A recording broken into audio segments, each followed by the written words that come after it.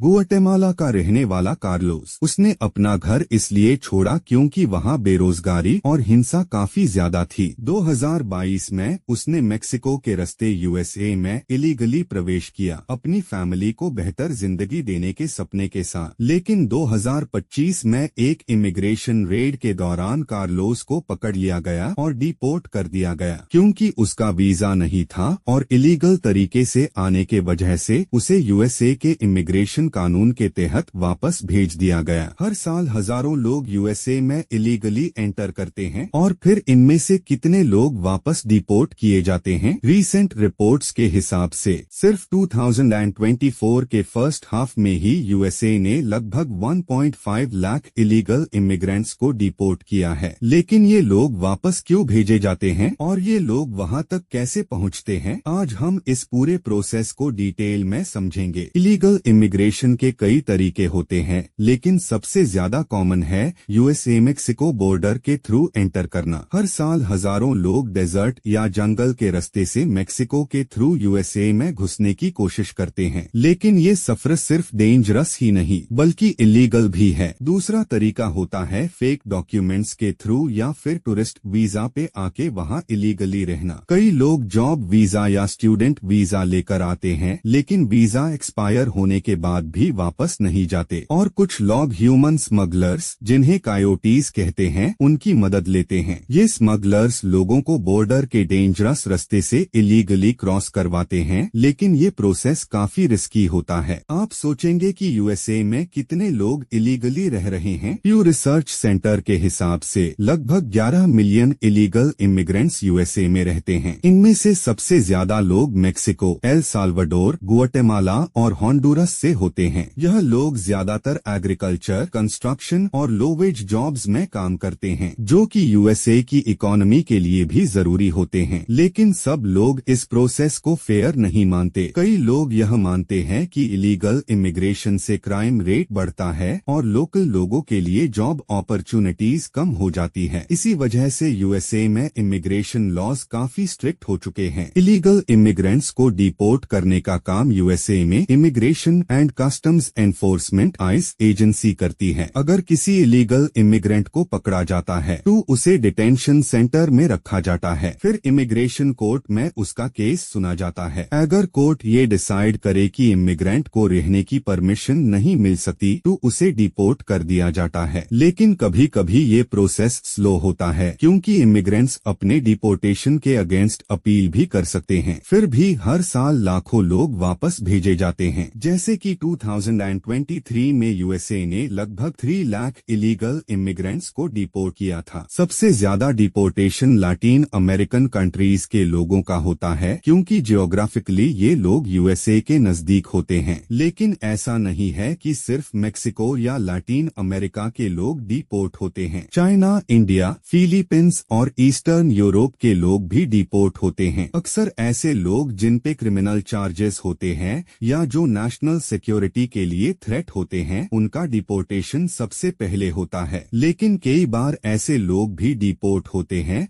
जो सिर्फ अपने परिवार को सपोर्ट करने के लिए इलीगली वहां रह रहे होते हैं। यूएसए हर साल इलीगल इमिग्रेंट्स को डिपोर्ट करता है, लेकिन नंबर्स हर गवर्नमेंट के टाइम पे अलग होते हैं। डोनाल्ड ट्रंप के समय डिपोर्टेशन काफी ज्यादा था क्योंकि उनकी गवर्नमेंट ने स्ट्रिक्ट पॉलिसीज लगाई थी, जबकि जो बाइडेन ने कुछ रूल्स सॉफ्टन किए। लेकिन फिर भी डिपोर्टेशन अभी भी होता है, खासकर उन लोगों का जो क्रिमिनल एक्टिविटीज में शामिल होते हैं। अगर आपको यह वीडियो इंफॉर्मेटिव लगा तो इसे लाइक और शेयर जरूर करें और नए वीडियोस के लिए चैनल को सब्सक्राइब करना ना भूले।